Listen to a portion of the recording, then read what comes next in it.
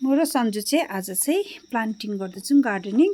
हामीले चाहिँ क्रिसेन्थेमम फ्लावर जुन छ नेपालीमा चाहिँ गदावरी भनिन्छ, यसको हामीले प्लान्ट गर्दैछौँ, गार्डनिङ गर्दैछौँ। अनि म पनि सन्जुले एकछिन सघाएको नि।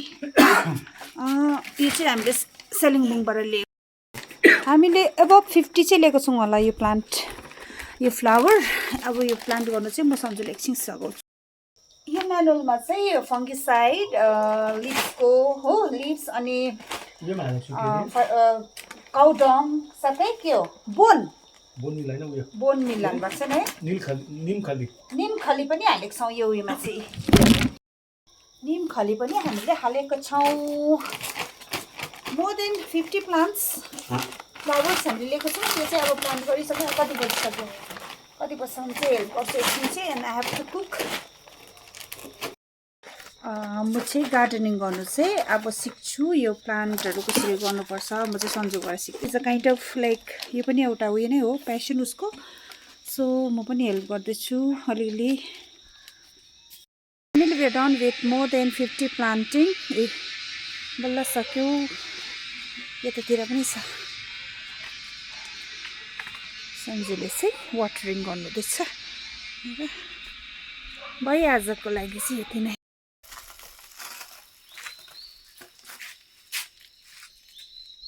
मेरो कटिङहरू सार्नु हुँदैछ। अब चाहिँ म तपाईँहरूलाई हाम्रो टेरेस गार्डन देखाउँछु। यो यस्तो फुलहरू फुलिरहेको छ यो टेरेस गार्डनमा पनि। मिठो मिठो कलरको चाहिँ फुलहरू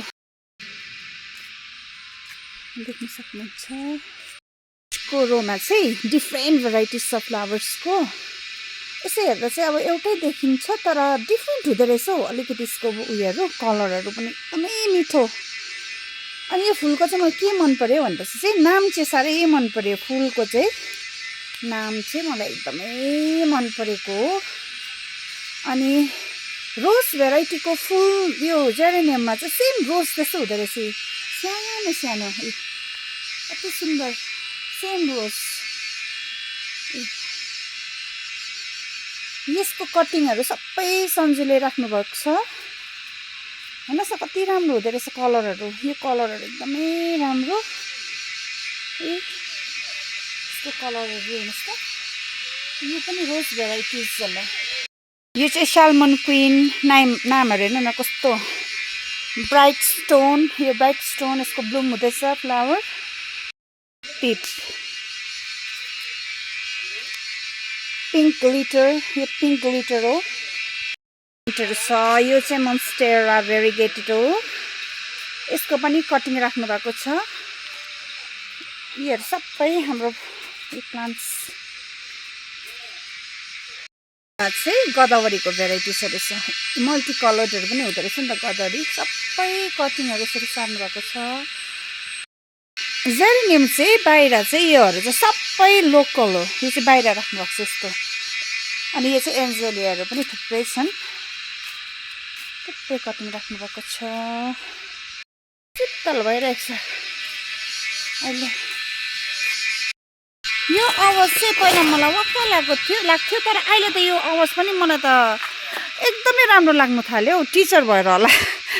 यो झ्यामखुरीको आवाज पनि अहिले त मलाई त राम्रो लाग्नु थाल्यो, मजा लाग्नु थाल्यो। सकुलेन्ट्सहरू छ यहाँ चाहिँ, सकुलेन्ट्सहरू राख्नुभएको छ यसरी। सकुलेन्ट्सको पनि योहरू सबै नागाल्यान्ड आसामहरूबाट मगाउनु भएको हो। यस्तो राम्रो राम्रो छ सकुलेन्ट्स। कटिङ राख्नुभएको रहेछ, यो चाहिँ बाबाले राख्नुभएको होला। यो सकुलेन्ट्सको भेराइटिजहरू छ।